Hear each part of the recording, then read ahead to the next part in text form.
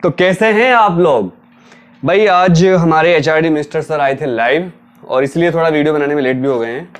और मैंने आपसे प्रॉमिस किया था कि मैं कुछ आपको अपडेट्स दूंगा उनकी मीटिंग के बारे में, तो अपडेट्स आ गई हैं। और जैसे कि उम्मीद करी जा रही थी कि एग्ज़ाम कैंसिल करने की बात की जाएगी, क्योंकि काफ़ी पेरेंट्स और काफ़ी ज़्यादा लोग प्रेशर डाल रहे थे लगातार कि सर एग्ज़ाम कैंसिल कर दीजिए। तो वैसे तो जो मिनिस्टर लोग होते हैं, जो बड़े लोग होते हैं, ये कुछ भी डायरेक्ट नहीं कहते हैं, क्योंकि ये जो आने वाला टाइम होता है उसके हिसाब से संभावना देखकर बात करते हैं। तो अगर आप उनका इंटरव्यू देखोगे, अगर आपने देखा भी होगा, बहुत से बच्चे कमेंट भी कर रहे थे कि सर वो तो कैंसिल नहीं कर रहे हैं एग्ज़ाम। और पहली दृष्टि से देखने से लगता है कि वो एग्ज़ाम कैंसिल नहीं करेंगे, क्योंकि जब उनसे पूछा गया कि आपका प्लान क्या है, तो उन्होंने एक वर्ड बोला, first priority health then education. इस बात को आप समझने की कोशिश करिए। अरे पढ़ने वालों, इस बात को समझो। मिनिस्टर साहब ने बोला है, एचआरडी मिनिस्टर साहब ने, रेस्पेक्टेड डॉक्टर रमेश पोखरियाल निशंक जी ने, उन्होंने कहा first priority health then education. लेकिन उन्होंने ये नहीं कहा कि हम एग्जाम कैंसिल करेंगे। उन्होंने कहा कि हमने पूरे इंतजाम कर लिए हैं कि हम एग्जाम ले पाएं।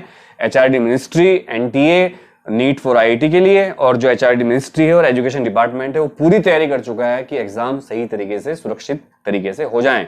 लेकिन यहाँ पर ये बड़ी अजीब सी बात है कि इतने ज्यादा कोविड केस होने के बावजूद भी 1 जुलाई से, जबकि अब 1 महीना भी नहीं बचा इस बात के लिए, तो 1 जुलाई से कैसे एचआरडी मिनिस्टर सर एग्जाम लेंगे? अरे मिनिस्ट्री वालों, अरे सीबीएसई वालों, थोड़ा अपने गिरेबान में झांक लो यार। सोचो कि एग्जाम कैसे हो पाएंगे। माना कि आप सरकार और आप बहुत बड़े इंतजाम कर सकते हो, लेकिन छोटे छोटे नन्हे नन्हे बच्चे, 10वीं 12वीं के बच्चे जब एग्जाम देने जाएंगे और अगर किसी को इन्फेक्शन हुआ तो क्या होगा? इसके अलावा पेरेंट्स ने एग्जाम के खिलाफ सुप्रीम कोर्ट में रिट भी दायर करी हुई है, उसके ऊपर कोई सुनवाई अभी तक नहीं हुई है। शायद वहां भी सरकार यही कहेगी कि सर हमने पूरे इंतजाम कर लिए हैं, तो अब एग्जाम कैंसिल करने की कोई भी जरूरत नहीं है।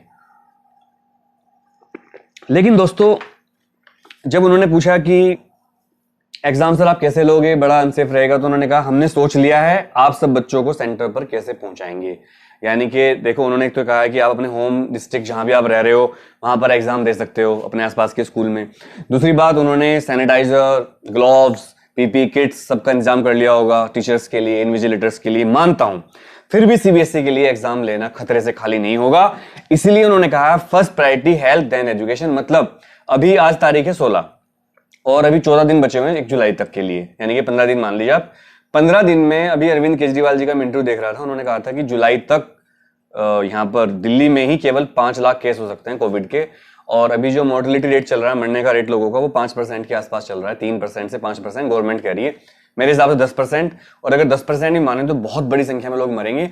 अभी एक वीडियो में देख रहा था, उसमें दिखा रहे थे कि शमशान घाट और कब्रिस्तान में जगह नहीं है, एम्बुलेंस नहीं है डेड बॉडीज को ले जाने के लिए।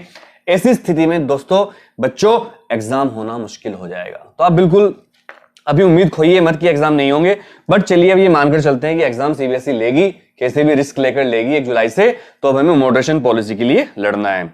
उन्होंने ये नहीं कहा कि कैंसिल करेंगे एग्जाम, लेकिन उन्होंने बोला कि रेड जोन में देखना पड़ेगा, कंटेनमेंट जोन में देखना पड़ेगा एग्जाम कैसे लेंगे। इसके बाद जब पत्रकार ने पूछा उनसे कि सर ऐसा लगता है कि ये सेशन 0 हो जाएगा, तो उन्होंने कहा नहीं, 0 होने का डर तो हमें भी है, पर हम कोशिश करेंगे कि सेशन 0 ना हो। बात को नोट करिए, उन्होंने कहा सेशन 0 होने का डर तो नहीं है, डर तो है, बट हम कोशिश करेंगे कि सेशन 0 ना हो। यानी कि they will take all precautions कि सेशन चल जाए, पूरा सेशन हो जाए। इसके अलावा उन्होंने ये भी बात कही कि हमें रिवोल्यूशन लाना है, नई एजुकेशन पॉलिसी वो ला रहे हैं 2021, और वो चाहते हैं कि जो बच्चे देश के विदेशों में पढ़ने जाते थे वो वापस हायर एजुकेशन के लिए देश में ही रहें, देश में ही पढ़ें, ये वो चाहते हैं। तो ये उन्होंने बातें कही है। दूसरी बात, एक बात यहां पर बड़ी यह कही है कि जो 0 सेशन होने की बात है, तो उन्होंने मना नहीं किया। मतलब गृह जो हमारे मिनिस्टर साहब हैं एचआरडी, उनको भी कहीं ना कहीं ऐसा लग रहा है कि इस साल 0 हो सकता है। तो दोस्तों, एग्जाम कैंसिल होने की उन्होंने बात नहीं कही, पर उन्होंने कहा कि एग्जाम से पहले हमारे लिए हेल्थ है, बच्चों की एजुकेशन से पहले हेल्थ है। इसके अलावा उन्होंने कहा है कि हम सारे मिनिस्ट्री मिलकर ये सोच रहे हैं कि स्कूल कैसे खोले जाएं। हालांकि उन्होंने ये भी कहा कि हम बहुत सारे पोर्टल तैयार कर रहे हैं ऑनलाइन एजुकेशन के लिए। बार बार मोदी जी भी इशारा कर चुके हैं कि अब हमें अपने जीने का अंदाज बदलना पड़ेगा। ये कहीं ना कहीं इशारा है कि स्कूल अभी जल्दी नहीं खुलेंगे, कोचिंग सेंटर भी जल्दी नहीं खुलेंगे और खुलने भी नहीं चाहिए। मैं भी खुद कोचिंग चलाता हूं, अनुराग थे क्लासेस पिछले 3 महीनों से 4 महीनों से बंद है, कोई इस कमाई का साधन नहीं है। फिर भी मैं ये मानता हूं कि बिल्कुल कोचिंग सेंटर, स्कूल बिल्कुल नहीं खोलने चाहिए, क्योंकि एक इंसान की लाइफ बहुत कीमती होती है। अरे पढ़ने वालों, स्कूल जाने की जल्दी मत करना। और जो हमारे स्कूल है, अरे स्कूल वालों, पेरेंट्स को परेशान मत करो फीस के लिए, मत करो, बद्दुआ लगेगी बहुत ज्यादा। माना कि आप लोग भी बंद हो, माना, लेकिन आपने करोड़ों रुपए कमा रखे हैं, अभी आप पेरेंट्स को परेशान मत करिए कि फीस जमा करो, ये करो, वो करो, ड्रेस लो। कहां से ड्रेस लेंगे यार? अर्निंग बंद है, मेरी अर्निंग बंद है, सबकी अर्निंग बंद होगी। आप कमेंट करके बताइए कि आपके पापा अगर सरकारी जॉब में नहीं है तो क्या वो पैसे कमा रहे हैं? कमेंट करके बताइए। अपने अपने घर की दिक्कतें आप कमेंट करके बताना। तो दोस्तों, ये अलग बात थी। मैं आपसे एक बात कहना चाहता हूं कि देखो, एग्जाम कैंसिल होने की बात डायरेक्ट तो नहीं बोली, पर यह जरूर बोला है कि हेल्थ बिफोर एजुकेशन, यानी कि कहीं ना कहीं पेपर कैंसिल होने का एक इशारा कर दिया है। क्योंकि अगर देखिए कोविड केस बढ़ते हैं तो फिर सरकार की बस की नहीं होगा कि वो एग्जाम ले पाए। जो एक बच्चे को कुछ हुआ तो हंगामा मच जाएगा। Already parents supreme court, high court जा चुके हैं। आईसीएसई बोर्ड ने पहले ही बोल दिया, एग्जाम लो या एग्जाम दो या ना दो, आपकी मर्जी है। एग्जाम दोगे तो मार्क्स मिलेंगे कॉपी चेक होकर, एग्जाम नहीं दोगे तो जनरल प्रमोशन करेंगे इंटरनल बेस पर।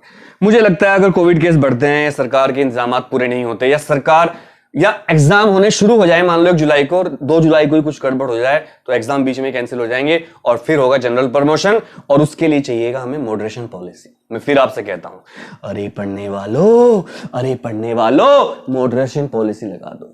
We want moderation, we want moderation, we want promotion, we want cancellation of the exams।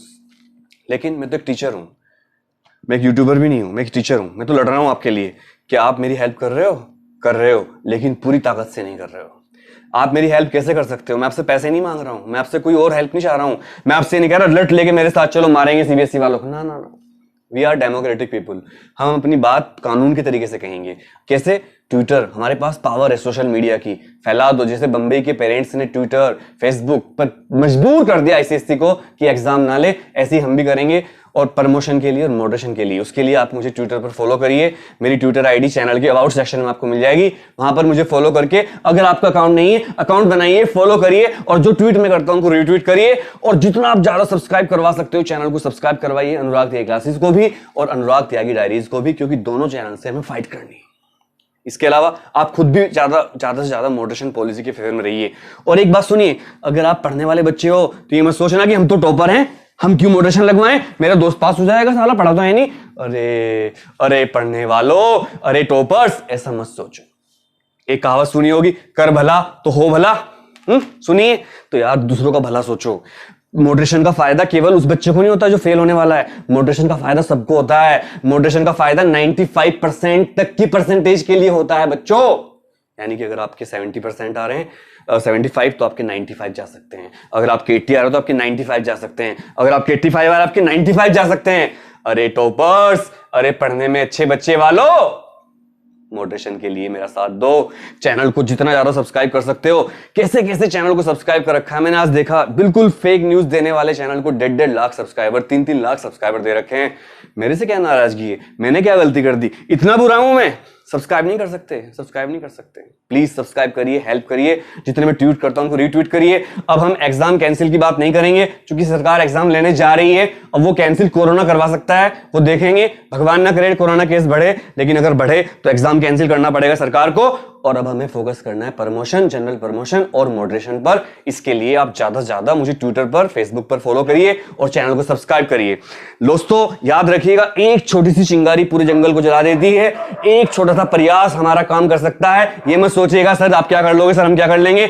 हम बहुत कुछ कर सकते हैं। आप सभी मेरा साथ दीजिए। आप सभी को मेरा नमस्कार, सत श्री अकाल, सलाम वालेकुम, जय हिंद, जय Bharat. Stay home, stay safe. अपने घर के बुजुर्गों का ध्यान रखिए, उनका बहुत बहुत ज्यादा ध्यान रखिएगा। आप सभी को मेरा प्यार।